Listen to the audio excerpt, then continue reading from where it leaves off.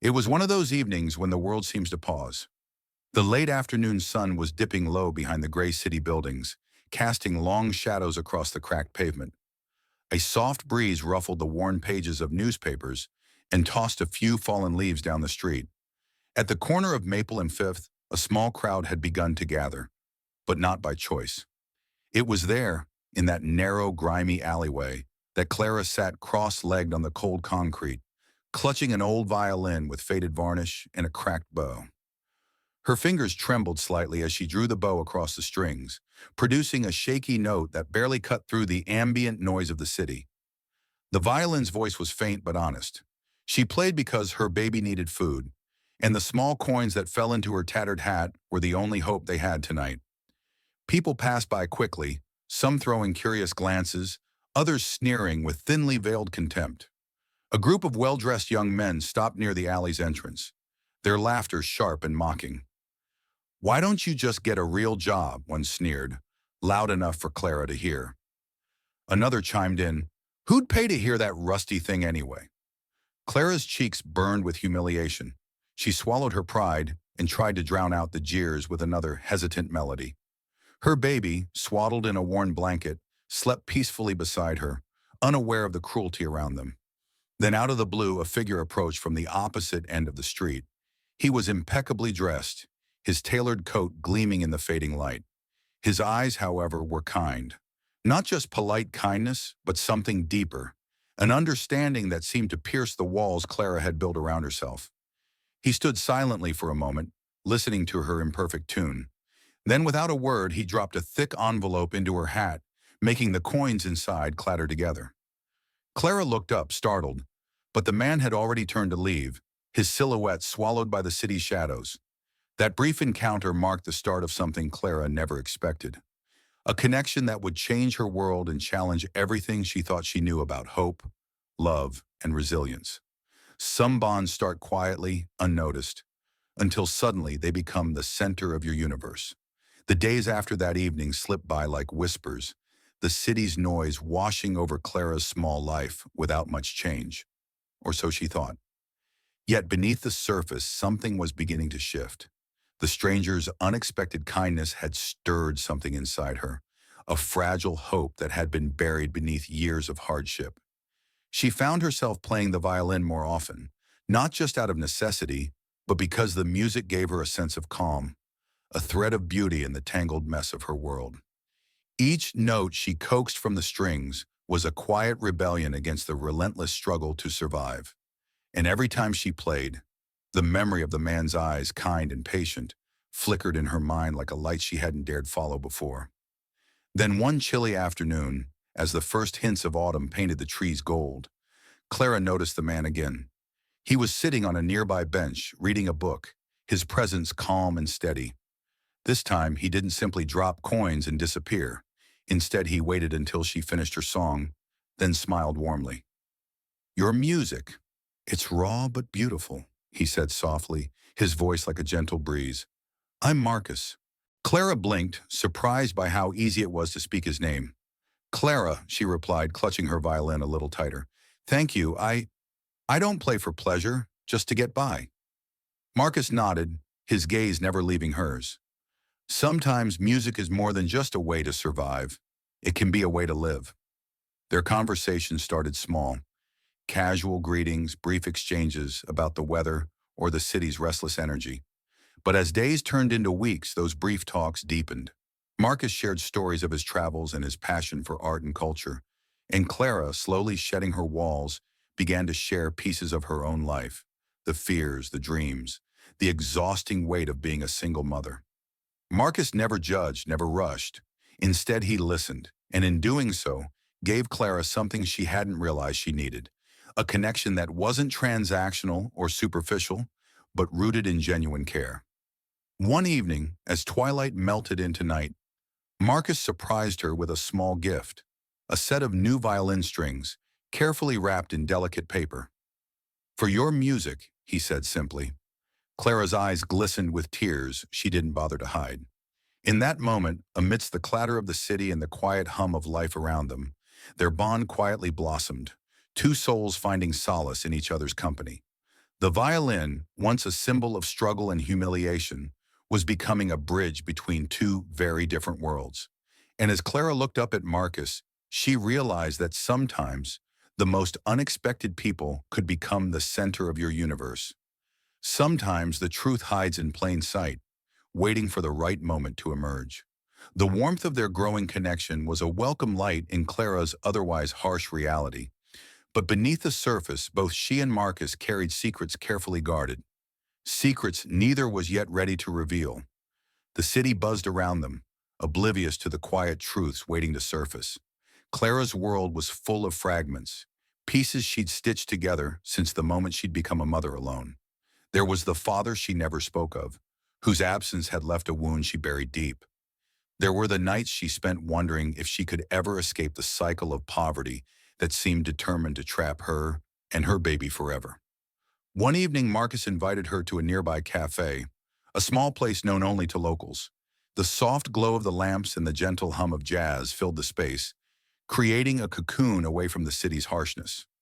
As they sat, sipping warm tea, Clara felt the walls around her heart start to crumble.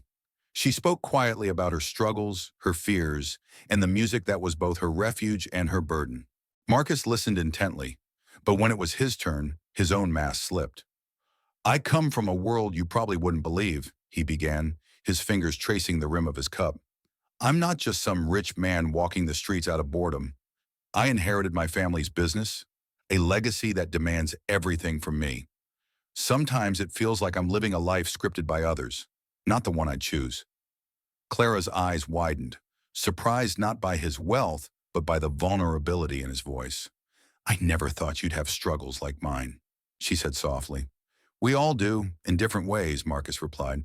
"But what brought me here to you, it's not just pity. It's because you remind me what it means to live truly." Just as the conversation began to peel back their facades, an unexpected visitor entered the cafe, a sharp-eyed woman dressed in expensive business attire. She approached Marcus with a mixture of authority and concern. "Marcus, there you are. We need to discuss the merger next week." The brief interruption shattered the intimate bubble. Marcus excused himself, his face tightening with tension. Clara watched, heart sinking, as she glimpsed a side of him that was guarded and controlled. Later, as they parted on the quiet street, Marcus hesitated. "There's more to me than this," he admitted, "and more to you than what you show the world. Maybe one day we'll be ready to face all the truths." Clara nodded, understanding that some secrets needed time to be unveiled, time and trust. For now, their bond held the promise of something rare, honesty, even if incomplete. As she tucked her baby into bed that night, Violin resting beside her, Clara felt a flicker of hope. Truth, she realized, wasn't just about revelations. Sometimes it was about the courage to keep believing, even when the shadows lingered. When hearts collide, storms often follow. The delicate balance between Clara and Marcus began to falter as their worlds, so different in every way, started to clash beneath the surface. What once felt like an unspoken understanding grew heavier with the weight of expectations neither had voiced aloud. For Clara, the streets were all she knew. The constant grind to feed her child, the endless struggle against judgment and poverty, had shaped her into someone fiercely independent. She had survived by being tough, by hiding her vulnerabilities behind a shield of quiet determination. Marcus, on the other hand, was accustomed to polished boardrooms and elegant social circles. His life was scripted by duty and legacy, where every step was calculated and controlled. Though he had found solace in Clara's simplicity, he couldn't ignore the chasm between their realities. The tension first surfaced one chilly evening when Marcus invited Clara to a formal charity gala. She hesitated, unsure how she'd fit into a world of tailored gowns and whispered conversations about wealth and influence. Marcus insisted, his voice gentle but firm. "I want you there," he said, "not as my guest, but as the woman who changed how I see the world." Clara agreed, heart pounding, but the night quickly spiraled into discomfort. Whispers followed her everywhere, eyes darting between her worn clothes and Marcus's polished company. The laughter was cold, the smiles forced. One prominent socialite, draped in diamonds, sneered quietly. "Quite the odd pair, don't you think?" Clara's cheeks flushed with humiliation. She clutched Marcus's arm, the support she'd once felt turning brittle. Marcus sensed the sting, but struggled to bridge the divide. Later, away from prying eyes, their conversation cracked under the pressure. "You don't understand," Clara said, frustration spilling over. "You live in a world where people pretend to care, and I live in a world where people don't care at all." Marcus's jaw tightened. "I'm trying, Clara, but you shut me out when I offer help." "I don't need charity," she shot back, voice trembling. "I need someone who sees me, not my circumstances." Their clash exposed raw wounds. Clara's pride and fear of being pitied, Marcus's frustration at feeling powerless to truly help the woman he cared about. The connection that had once felt so promising now threatened to unravel beneath their doubts as the city lights flickered in the distance. Both wondered if the bridge between them was too fragile to hold. Even the strongest souls falter when faced with uncertainty. The days that followed their argument felt heavier than any storm Clara had weathered. The fragile thread connecting her and Marcus seemed to fray with every passing hour. In the quiet moments, she found herself questioning everything: her worth, her choices, and most painfully, whether someone like Marcus could ever truly be part of her world. Clara stared at the violin resting in the corner of her small apartment. Its strings, once a source of comfort and hope, now felt like a reminder of all the ways her life was tangled in struggle. She held the bow loosely in her hands and wondered if the music was just a fleeting dream, one that didn't belong to someone like her. Meanwhile, Marcus wrestled with his own doubts. His polished world had no place for uncertainty, yet here he was, uncertain about the most important thing he'd ever pursued: Clara. His colleagues' disapproval echoed in his mind, reminding him of the gulf between their lives. But more than that, it was the silence between them that gnawed at him. The silence that spoke of unspoken fears and invisible barriers. One evening, Marcus sat alone in his sleek apartment. The city skyline stretched before him like an endless maze. He reached for his phone, thumb hovering over Clara's name. Should he call, apologize, try to explain what he couldn't put into words? The moment passed and he set the phone down, swallowed by his own uncertainty. Clara, too, found herself wandering the streets late at night, the city's indifferent hum surrounding her. She wondered if letting Marcus in had been a mistake, if her heart was too broken to heal, too guarded to trust again. The memory of his touch, his words, flickered alongside the sting of their fight. But beneath the doubt, a small, stubborn hope lingered, like a single candle flickering in the dark. Both knew that if they were to find their way back, it would mean facing their fears, breaking down the walls they'd built to protect themselves. That night, as Clara watched her baby sleep, she whispered a quiet prayer, not for certainty, but for courage, for the strength to step into the unknown, even when the path was unclear. Sometimes the strongest souls falter, but it's in those moments of doubt that true growth begins. In the darkest times, a single spark can ignite a blaze of hope. Days stretched into a week after the silence had settled between Clara and Marcus, each wrestling with their own solitude. But life has a way of nudging people toward what they need, even when they're unsure themselves. One rainy afternoon, Clara sat beneath the awning of a small cafe, cradling her baby close as she played a soft melody on her violin. The tune was hesitant at first, but gradually the notes grew stronger, carrying a quiet determination. Music had always been her anchor, and now more than ever, it was the spark she needed to keep moving forward. Just then, Marcus appeared, drenched from the rain but with a smile that warmed the gray afternoon. Without hesitation, he sat beside her, not saying a word at first, just listening. The silence between them was different now, softer, filled with possibility instead of tension. When Clara finally looked up, their eyes met, and something shifted, a mutual acknowledgement that neither was willing to give up just yet. "I miss this," Marcus said quietly. "I missed you." Clara's heart fluttered with a fragile hope. "I missed us," she admitted. From that moment, the walls began to crumble. They started meeting more often, sharing not only their struggles, but also their dreams. Marcus took Clara to places she'd only ever imagined: art galleries, quiet parks, and cozy bookshops. Places that stirred something inside her she'd thought was lost. And Clara showed Marcus the beauty and simplicity, the laughter of her baby, the warmth of shared meals on cold nights, the small victories of everyday survival. In her world, Marcus found a richness no money could buy.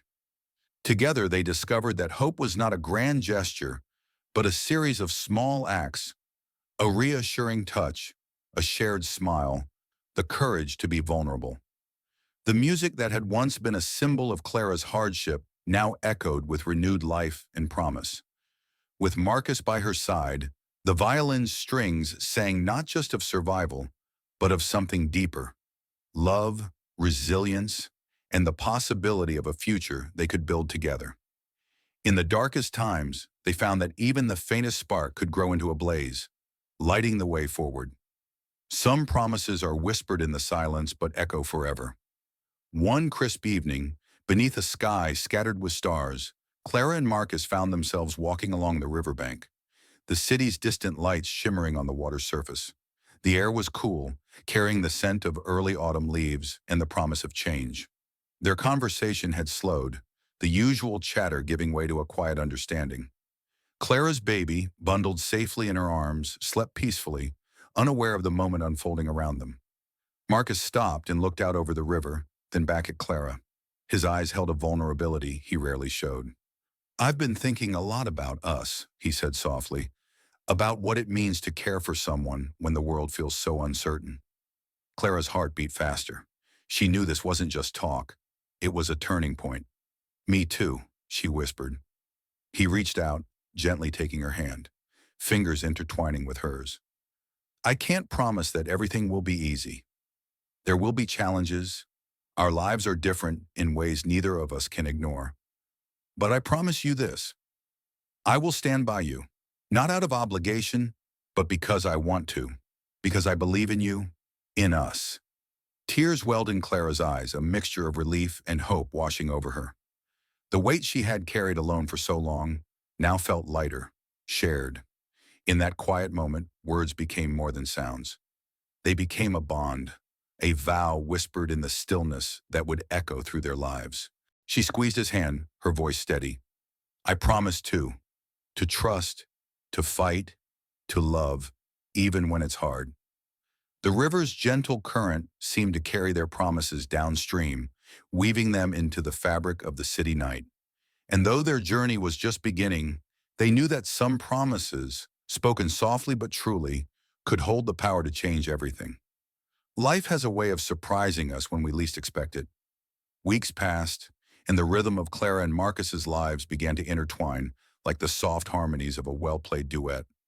Their days were filled with small, shared moments, quiet breakfasts, stolen glances, and laughter echoing through the once empty corners of Clara's modest apartment. One morning, as Clara prepared to take her baby out for a walk, Marcus appeared with an unexpected gift: a tiny pair of baby shoes, soft and delicate. His eyes shone with a tenderness that caught Clara off guard. "For her," he said simply. The surprise overwhelmed her, but it was more than the gift. It was the realization that Marcus was becoming a part of her family, not just an outsider looking in. Their joy was unexpected, because it wasn't marked by grand declarations or dramatic gestures. It was found in the mundane: the way Marcus learned to soothe the baby when she cried, how Clara showed him the best spots for street food, the way they planned their futures in whispers during late-night talks. One afternoon, they attended a small concert in a local park. Clara brought her violin, encouraged by Marcus, who wanted her to share her music not just for survival, but for joy. As she played, the notes floated on the breeze, light and free. People stopped, smiling, some even dropping coins into her open case. But this time, the music was for the sheer love of it. Marcus watched from the crowd, pride shining in his eyes. In that moment, Clara realized that joy could exist even in the shadows of hardship. It was in the unexpected kindness of strangers, the warmth of a new love, and the simple miracles of everyday life. Their journey was far from perfect, but it was real, and that was more than enough. Life, they learned, had a way of surprising us when we least expect it, with happiness that fills the heart and music that lifts the soul. True love is not just passion, it's endurance. As the seasons changed, so did the nature of Clara and Marcus's relationship. What had begun as a spark of hope now faced the steady, sometimes difficult test of everyday life. Their bond was no longer just about thrilling moments and tender promises. It was about weathering storms together, proving that love could endure beyond initial passion. Clara's life was still a daily struggle. The demands of motherhood never eased, and the weight of responsibility pressed heavily on her shoulders. Yet Marcus showed up, not just in grand gestures, but in the quiet consistency that mattered most. He learned to cook simple meals, to soothe a crying baby at midnight, and to navigate the complex, often exhausting dance of a blended life. Marcus, too, faced his own battles. The pressures of his family's business loomed large, with expectations and obligations pulling him in conflicting directions. His world was often filled with meetings and decisions that had little to do with the music or the small apartment where Clara and her child lived. One rainy evening, after a particularly tense day filled with business crises and sleepless nights, Marcus arrived at Clara's door, soaked and exhausted. Instead of retreating into his usual composed self, he allowed himself to be vulnerable. Clara welcomed him in without question, wrapping a blanket around his shoulders. "I don't know how to do this perfectly," he admitted, voice tired, "but I want to try with you." Their struggles sometimes sparked arguments, moments of frustration where misunderstandings threatened to unravel what they had built. But with each conflict, they learned more about patience and forgiveness, about holding on when it felt easier to let go. Their love became a quiet endurance, a promise renewed daily not just in words but in actions, in the shared meals, the late-night talks, the laughter after tears. Friends and family watched with cautious hope as two very different worlds blended, not without cracks but with a growing strength that came from truly knowing one another. True love, Clara realized, was more than passion. It was the courage to stay when everything else demanded flight, the endurance to choose each other every day no matter the cost. And in that endurance, their story found its deepest melody, a song not of fleeting notes but of lasting harmony. Every ending opens the door to a brand new story. The turning point came on a bright spring morning when Clara stood at the edge of the city park, her baby in one arm and her violin case in the other. The air smelled of fresh blossoms and new possibilities. It was a day that felt like more than just the passing of time. It was a beginning. Marcus arrived beside her, his face calm but radiant with something unspoken. They had faced so much together: humiliation, doubt, conflict, but now the weight of the past felt lighter. The struggles that had once seemed insurmountable now formed the foundation of something strong, something real. As Clara unpacked her violin, she looked at Marcus, her eyes filled with quiet determination. "I'm ready," she said simply. The music she played that day was different, freer, bolder, filled with hope. People gathered around, drawn not just by the sound, but by the story it told, a story of survival, love, and the courage to begin again. Marcus watched with pride, his hand gently resting on hers. Together they had crossed the threshold from hardship to hope. Later they walked through the blooming park, talking about the future, about a home they could call their own, about plans to help Clara's music reach others, and about the family they were building with love as their cornerstone. The city, with all its chaos and challenges, no longer felt like a cage. It was a canvas open to the colors they would paint together. Every ending, they realized, was just the start of a new story, one they would write hand in hand, note by note. Sometimes love asked for the greatest sacrifice. As the days grew longer and their bond deepened, Clara and Marcus found themselves standing at a crossroads neither had anticipated. The life they dreamed of together was within reach, but it demanded a choice that tested the very limits of their love. Marcus's family, powerful and unyielding, had been watching their relationship with growing concern. To them, Clara was an outsider, a woman from a world they deemed unfit for their son. The pressure mounted, veiled threats and ultimatums disguised as concern. One evening, Marcus received a call that chilled him to his core. His family was planning to cut him off financially if he didn't end things with Clara immediately. The weight of generations of expectations pressed down on him, a stark reminder that love sometimes came at a cost far greater than either had imagined. Marcus wrestled with the dilemma in the quiet of his apartment. To protect Clara and her child from the harsh realities of his world's disapproval, he considered walking away, sacrificing his own happiness for their safety. But the thought of losing her was unbearable. Meanwhile, Clara sensed the storm gathering. She confronted Marcus one night, tears streaming down her face. "If we have to give up everything for this, is it worth it?" Marcus held her tightly. "I don't want to lose you, but I also don't want you to suffer because of me." In the days that followed, Marcus made a decision that surprised them both. He chose to confront his family, risking everything to stand by Clara and the life they were building together. It was a sacrifice that demanded courage beyond words, a sacrifice rooted in unwavering love. Clara, in turn, promised to support him through the battles ahead, knowing that their journey would not be easy, but believing that their love was worth every trial. Sometimes love asks for the greatest sacrifice, not just giving up something, but standing firm against the world for the person who means everything. Their sacrifice was the true test of their bond, one that would shape the rest of their lives. When all notes come together, a perfect symphony is born. The air was thick with anticipation as Clara and Marcus stood hand in hand on the small stage in the community hall. Their journey had been long, marked by trials and sacrifices, but tonight was a celebration, a testament to the love and resilience that had brought them here. Clara's violin rested gently against her shoulder, its worn wood now a symbol of strength and hope. Marcus stood beside her, steady and unwavering, a partner in every sense of the word. As the first notes filled the room, a hush fell over the audience.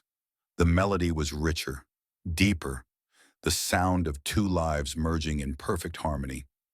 Every note carried the echoes of their past struggles, their moments of doubt, and the promises that had held them together.